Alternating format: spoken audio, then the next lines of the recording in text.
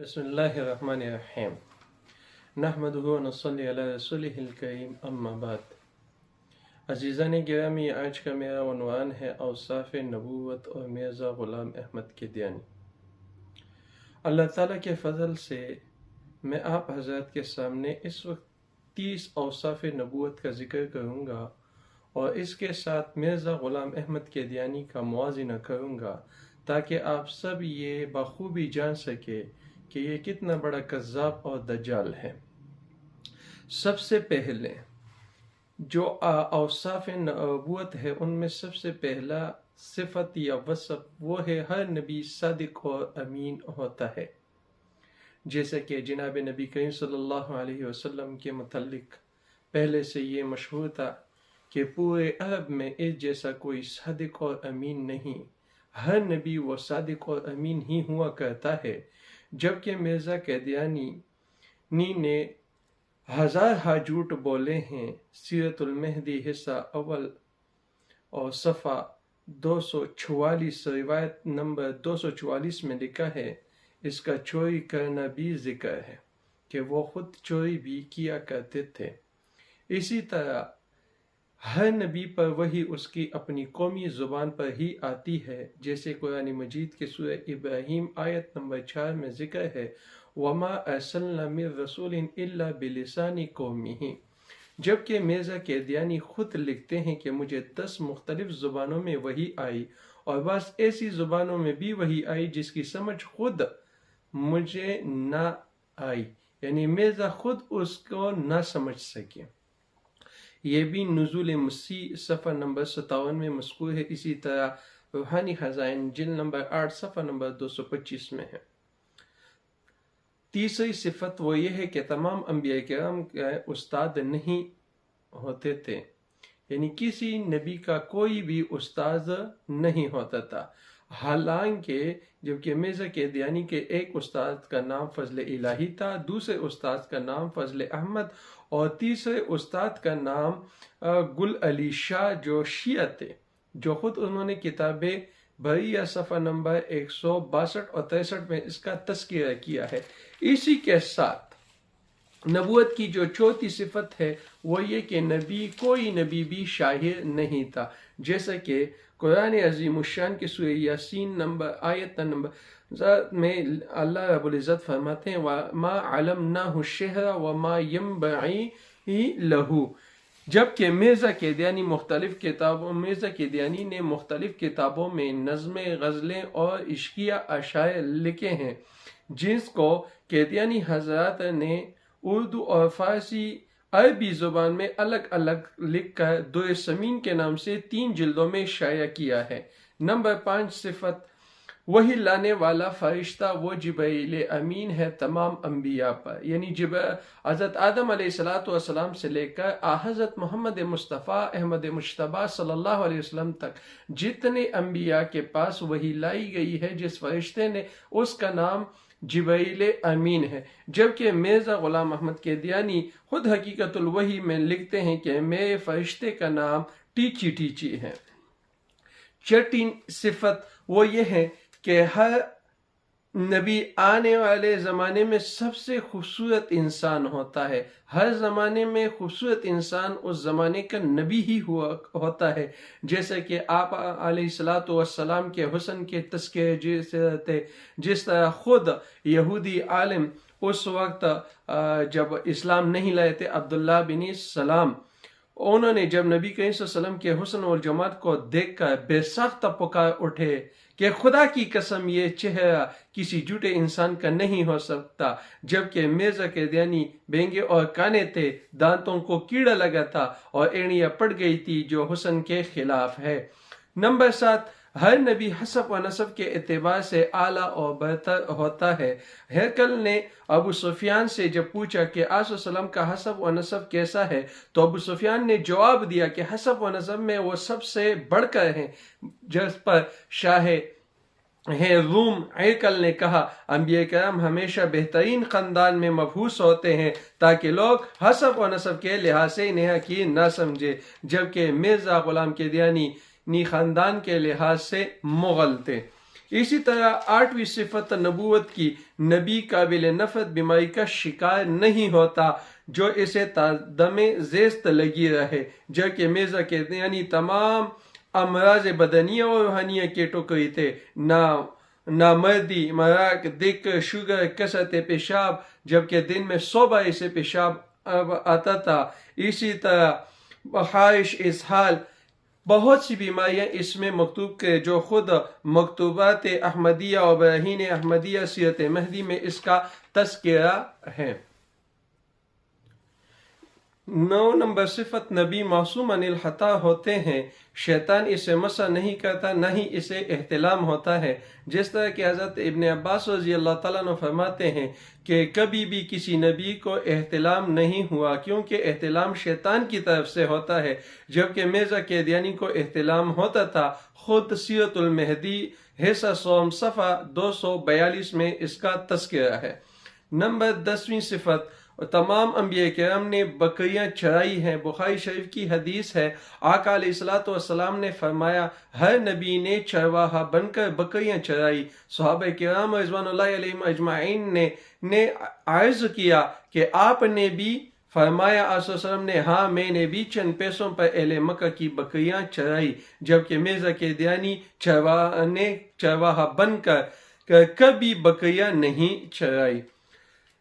11 number صفت، نبی جہاں وفات ہو جائے وہاں دفن ہوگا۔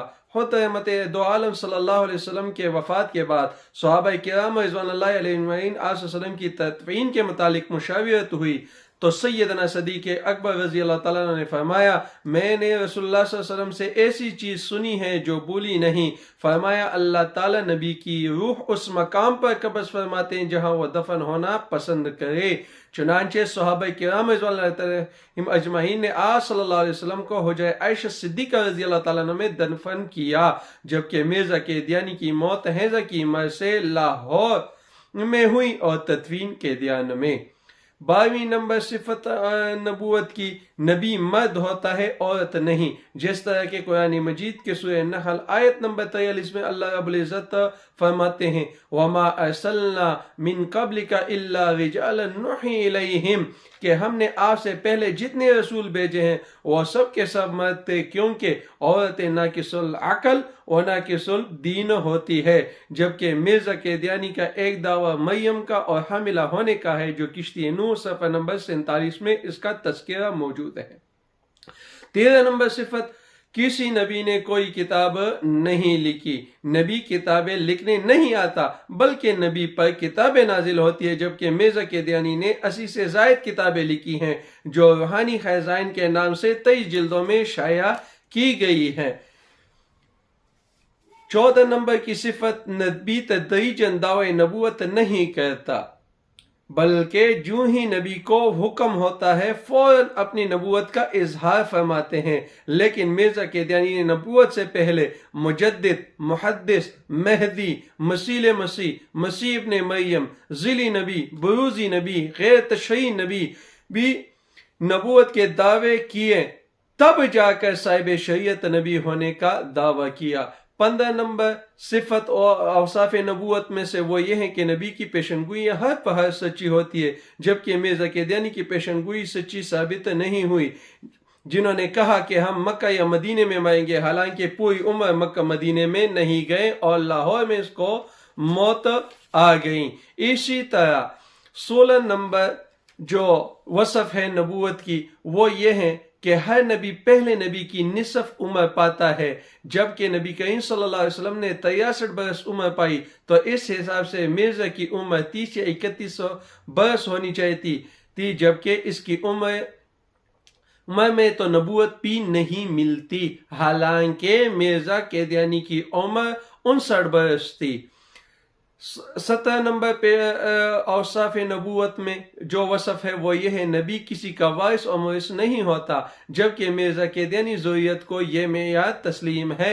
حضور صلی اللہ علیہ وسلم کا فرمان ہے کہ ہم نبیوں کی جماعت نہ کسی کی وارث ہوتی ہے اور نہ ہمارا کوئی وارث ہوتا ہے، جبکہ مرزا قادیانی نے اپنے والد کے جداد سے ورثہ پایا۔ سیرت مسیح موعود صفحہ نمبر 348 میں اس کا تذکرہ ہے۔ 18ویں وصف نبوت کی وہ یہ ہے کہ نبی میں کمال درجے کا حیا ہوتی ہے۔ حدیث میں نبی کریم صلی اللہ علیہ وسلم کے متعلق فرمایا گیا ہے کہ نبی کریم صلی اللہ علیہ وسلم جوان لڑکی سے زیادہ حیادار تھے، جبکہ مرزا قادیانی کبھی کبھی زنا بھی کیا کرتے تھے۔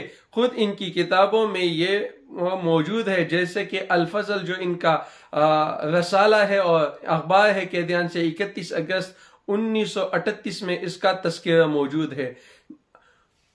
19ویں صفت کہ نبی کامل العقل ہوگا، حالانکہ کہ ایسے دائیں بائیں جوتے کی تمیز بھی تو نہیں تھی مرزا کو، جرابیں الٹی پہناتے تھے، صدری بٹن اوپر نیچے باندھتے تھے، گڑ اور مٹی کی ڈیلوں میں فرق نہیں کیا کرتے تھے۔ یہ تو اس کے عقل کی کچھ مثالیں تھی جو میں نے آپ کے سامنے پیش کر دی۔ 20ویں صفت وہ یہ ہے کہ نبی کامل الحافظہ ہوگا، اس کی حافظہ قوی ہوگی، حالانکہ خود مرزا قادیانی لکھتے ہیں کہ میرا حافظہ بہت خراب ہے، اگر کئی دفعہ کسی کی ملاقات ہو تب بھی بھول جاتا ہوں۔ مکتوبات احمدیہ جلد 5 نمبر 3 صفحہ 31 میں اس کا تذکرہ ہے۔ اسی طرح 21ویں صفت نبی کامل علم والا ہوتا ہے، جبکہ مرزا قادیانی کے استاد تھے جن سے وہ علم حاصل کرتے تھے، جس کا میں پہلا تذکرہ کر چکا ہوں۔ اسی طرح مرزا قادیانی وہ مختاری کے امتحان دینے میں بھی فیل ہو چکے تھے۔ 22ویں صفت نبوت کی کہ نبی اعلیٰ درجے کا پاک دامن ہوتا ہے، جبکہ مرزا قادیانی زنا کیا کرتے تھے، جیسے کہ پہلے گزر گیا۔ 23ویں صفت زہد یعنی دنیا اور اس کی خواہشات و شہوات سے نبی لاپرواہ ہوتا ہے، جبکہ مرزا قادیانی اپنے والد کا پینشن لے اڑا اور شراب کی عالم قسم بھی پیا کرتے تھے۔ 24ویں صفت نبی اخلاق میں سب سے اعلیٰ ہوں گے، انک علی خلق عظیم، جس طرح قرآن عظیم الشان میں ارشاد ہے۔ اور مرزا قادیانی تو گالیوں کی ایک بڑی گٹھڑی تھی، ہر قسم کے گالیاں دیا کرتے تھے۔ 25ویں صفت وہ یہ ہے کہ نبی کہ وحی میں تضاد نہیں پایا جاتا، حالانکہ مرزا قادیانی کی باتوں میں تضادات اتنی زیادہ ہیں کہ میں کیا بیان کروں۔ صرف مثال کے طور پر ایک ذکر کرتا ہوں۔ مرزا قادیانی لکھتے ہیں قادیان طاعون سے اس لیے محفوظ رکھی گئی کہ وہ خدا کا رسول اور فرزادہ قادیان میں تھا، تو کبھی کہتے ہیں کہ طاعون کے دنوں میں جب قادیان میں طاعون زور پر تھا میرا لڑکا شریف احمد بیمار ہوا۔ اسی طریقے سے وہ 26ویں صفت اوصاف نبوت میں یہ ہے کہ نبی کبھی بھی کسی دوسرے نبی یا کسی شخص کا توہین نہیں کرتے، نہ الفاظ کے ساتھ، نہ اشاروں کے ساتھ اور نہ عمل کے ساتھ، جبکہ مرزا قادیانی نے اللہ تعالیٰ کی شان میں گستاخیاں کی۔ انبیاء کرام علیہ السلام خاص کر خاتم النبیین حضرت محمد مصطفیٰ صلی اللہ علیہ وسلم کی شان اقدس میں صحابہ کرام رضوان اللہ علیہم اجمعین کی شان میں توہین کی ہے، جسے میں یہاں بیان نہیں کر سکتا۔ 27ویں صفت اوصاف نبوت میں وہ یہ ہے کہ نبی کبھی بھی حیا سوز باتیں نہیں کرتا، یعنی فحش گوئی نہیں کرتا، حالانکہ مرزا قادیانی فحش گالیاں دیا کرتے تھے۔ خود اپنی ولادت کا واقعہ یوں بیان کرتے ہیں کہ میری پیدائش 1839 یا 1840 کو بروز جمعہ بوقت صبح توام پیدا ہوا تھا، یعنی میرے ساتھ ایک لڑکی پیدا ہوتی جس کا نام جنت بی بی تھا۔ پہلے وہ لڑکی پیٹ میں سے نکلی تھی اور اس کے بعد میں نکلا تھا اور میرے سر اس کے ٹانگوں میں تھا۔ فحش اشعار کہنا تو یہ ان کا ہی ایک شیوا تھا۔ اسی طرح 29ویں صفت تمام انبیاء کے نام مفرد ہیں، جیسے آدم علیہ السلام، شیس علیہ السلام، نوح علیہ السلام، ابراہیم، اسماعیل، یعقوب، عیسیٰ، موسیٰ، یہاں تک کہ حضرت محمد صلی اللہ علیہ وسلم کا نام بھی مفرد ہے۔ تو مرزا غلام احمد قادیانی کا نام مرزا غلام احمد قادیانی ہے، جو کہ مرکب ہے۔